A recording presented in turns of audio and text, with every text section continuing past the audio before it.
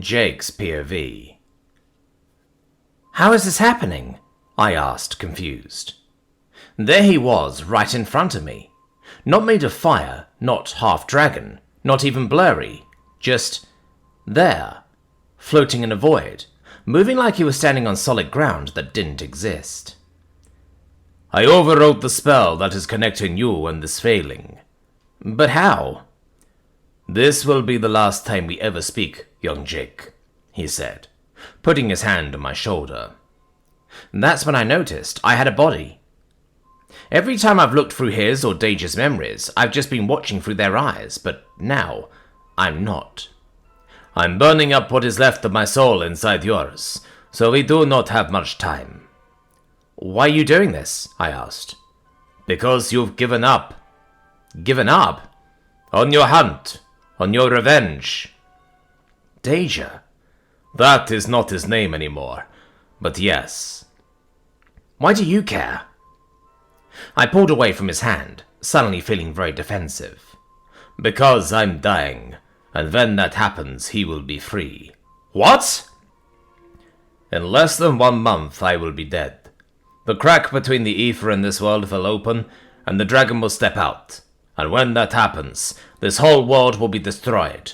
Unless you stop him. No! No, back up, I began, talking quickly and in shock. What? You're dying? There's a crack in the world and Deja is coming back? Jake, when that happens, you have to kill him, no matter what it costs you. Stop! Just stop! I was done. Free. I'd accepted the fact that I was never getting home, and now... The Norns rarely smile for the wants of men, and they do hate loose friends. He chuckled to himself, and I was immediately overcome with a desire to punch him as hard as I could. Why are you laughing? You just said you're dying and the world was going to end. Not if you slay the dragon. I can barely hold my own against Nume, and you want me to fight the most deadly monster the world has ever seen? Hardly, he scoffed. He was outclassed by quite a few dragons, like Nidhogg and Fafnir. You're missing the point. No, you are little Virkner. He is not some all-powerful monster, nor is he unstoppable. You can slay him. Well, how did you do it? How did you beat him? I didn't. What? But I thought... You think if I'd beaten him, I'd be trapped in the ether with him, dying, instead of going to Valhalla? Then, what? I trapped him and myself, and I've been using magic to keep him there this whole time. It wasn't on purpose, but that's what happened. Like I said, the Norns do not smile often.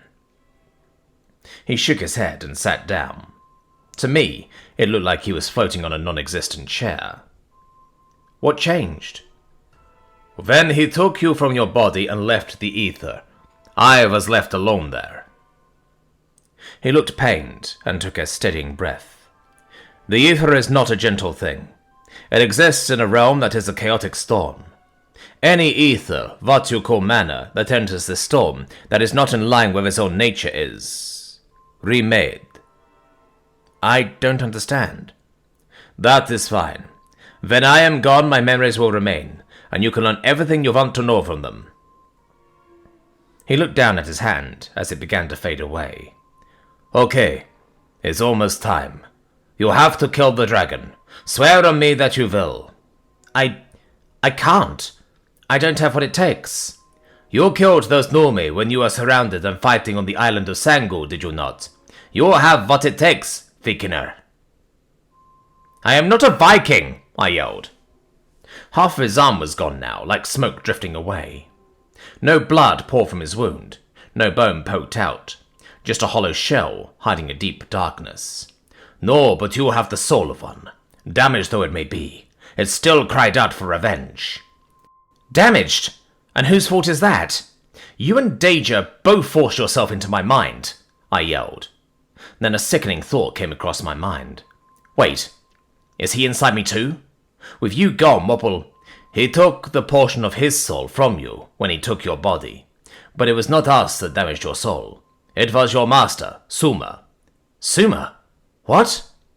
When you first met, remember? How she tried to force you to become her servant?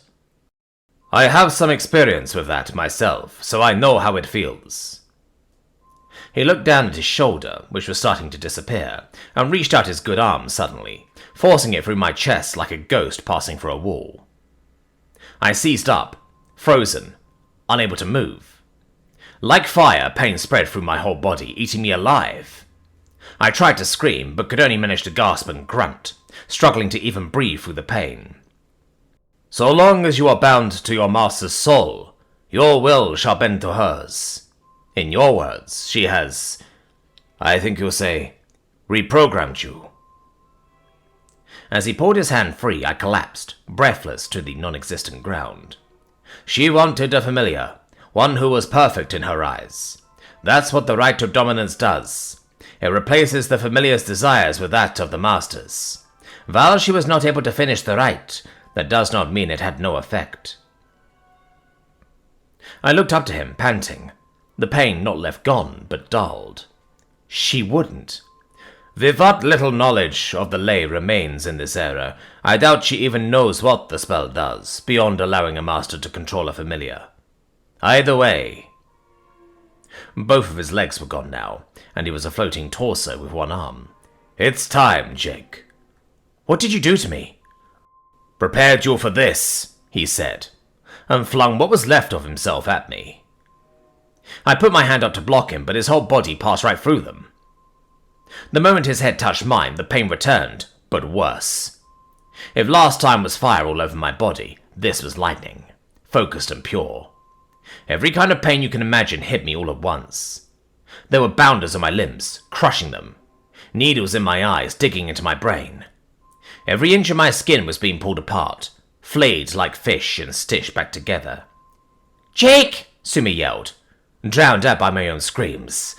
"Ah!" I yelled, curled up in the fetal position and dripping sweat. The pain was gone now, but the memory lingered on my tingling skin. "Jake, are you okay? What is wrong?" Suma asked.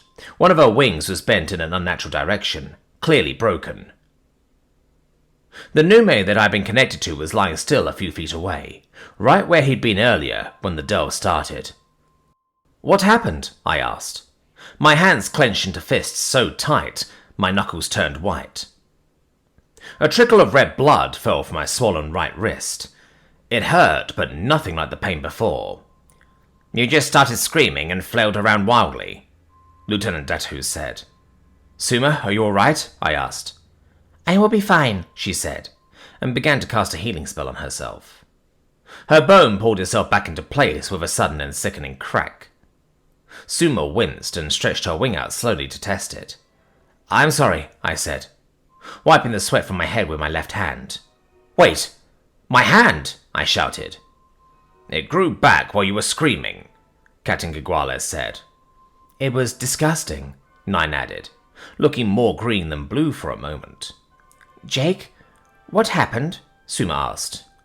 I don't know where to start."